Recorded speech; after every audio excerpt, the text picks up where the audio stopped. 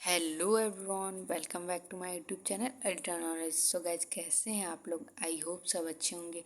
In this previous video we also discuss about the some topic and then आज का जो topic है वो हमारा है client server model.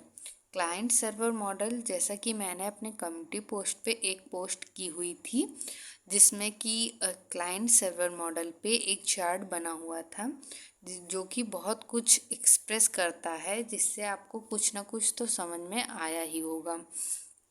And then आज का जो हमारा ये वीडियो बनाने का मेन पर्पस है वो क्लाइंट सर्वर मॉडल ही है, जिससे आपको कुछ मैं ऐसा बता सकूं जो कि आपको हमेशा याद रहे। क्लाइंट सर्वर मॉडल का नाम लेते ही आपके दिमाग में ये चीज़ें चलने लगे।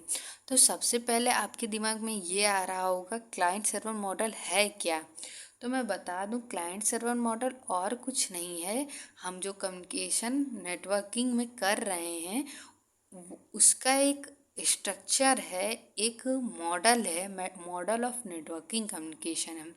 तो कम्युनिकेशन, जैसे कि आप समझ ही रहे हैं, कम्युनिकेशन एक मेथड है जिसकी सहायता से हम अपने चीज़ों को एक्सप्रेस करते हैं। तो इन टेक्निकल टर्म में हमारा यहाँ पे कम्युनिकेशन का मतलब यही हो जाएगा कि रिसोर्सेज को किस प्रकार से शेयर किया जा रहा है, किस प्रकार से रिसोर्सेज को गेट किया जा रहा है एक नोड से दूसरे नोड पे, एक सिस्टम से दूसरे सिस्टम पे। तो आते हैं टॉपिक पे। सबसे पहले हमें नेटवर्क टर्म जानना होगा, क्योंकि हर जगह ये नेटवर्क यूज़ हो रहा है। आखिर हमें पता भी तो चलना चाहिए कि आखिर ये नेटवर्क है क्या। तो सबसे पहले मैं आपको डिफिनेशन के थ्रू समझाना चाहूँगी। A network is a group of two or more computer or other electronic devices that are interconnected for the purpose of exchanging data and sharing resources. So guys, जैसा कि मैंने आपसे कहा, नेटवर्किंग और कुछ नहीं है।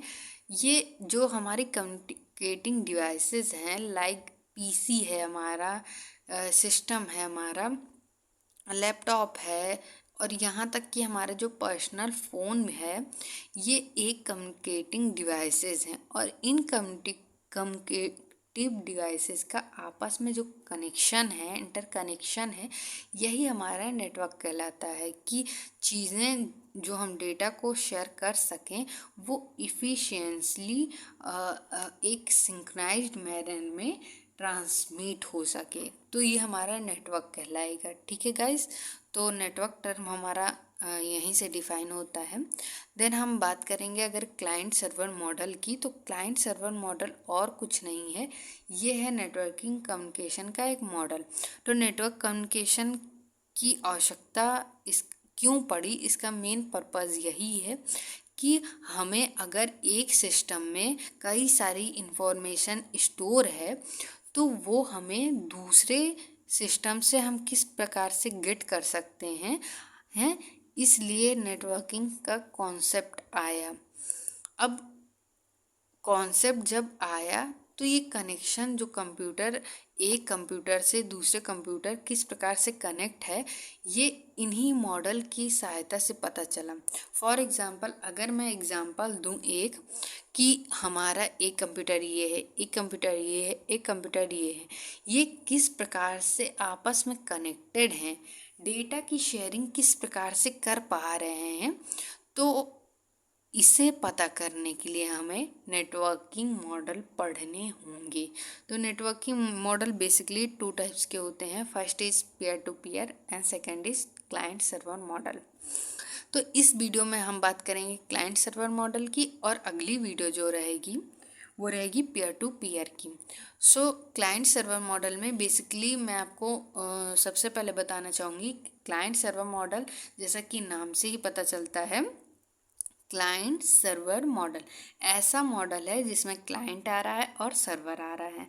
अब आप पूछोगी कि क्लाइंट क्या है और सर्वर क्या है, तो मैं इजी वे में आपको बताना चाहूँगी, क्लाइंट कुछ और नहीं है, सर्वर और कुछ नहीं है। क्लाइंट बस केवल ऐसी डिवाइसेस, जो ये डिवाइसेस कनेक्ट हो रही थी अभी नेटवर्क में, वह उन्हीं डिवाइसेस को हम क्लाइंट कह देते रहे हैं।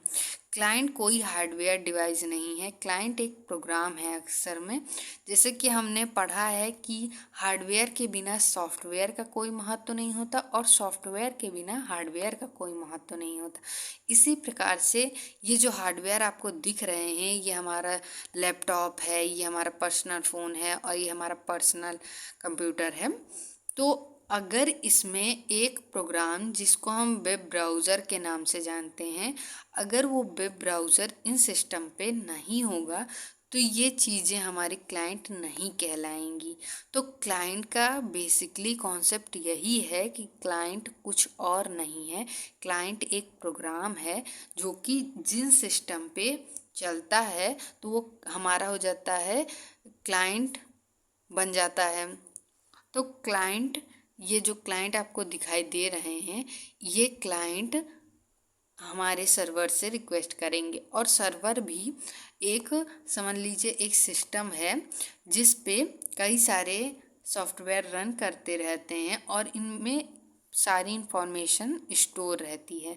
तो बेसिकली हमें इतनी डीपली नहीं जाना है इस वीडियो में। तो हमारा जो सर्वर है उसमें इंफॉर्मेशन इकट्ठा हुई है, ठीक है। इसमें सारी इंफॉर्मेशन को सर्वर स्टोर करके रखा हुआ होता है और ऐसे क्लाइंट जब सर्वर से रिक्वेस्ट करते हैं तो ये सर्वर इन क्लाइंट्स का रिस्पॉन्स करता है, जिसे कि हम सेकंड फिगर में देख सकते हैं। सेकंड फिगर में दिखाया गया है कि जब एक सर्वर से कई सारे क्लाइंट इस प्रकार से रिक्वेस्ट कर रहे हैं, ये हमारा हो गया client 1, client 2, client 3 and client 4। इस प्रकार में इस फिगर में जब एक सर्वर से कई सारे क्लाइंट इस प्रकार से रिक्वेस्ट कर रहे हैं कि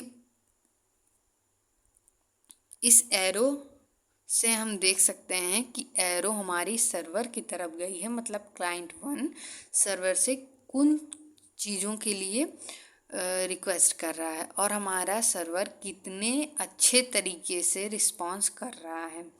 तो ये क्लाइंट सर्वर की विशेषताएं होती है कि हमारा जो क्लाइंट सर्वर मॉडल है उसमें सर्वर जो होता है सेंट्रलाइज्ड सिस्टम होता है। जैसा कि इस पॉइंट को मैंने थोड़ा हाईलाइट किया है कि client server model is always called to centralised system. इसका मतलब ये होता है गाइस कि हमारा जो क्लाइंट सर्वर मॉडल है वो सेंट्रलाइज्ड है।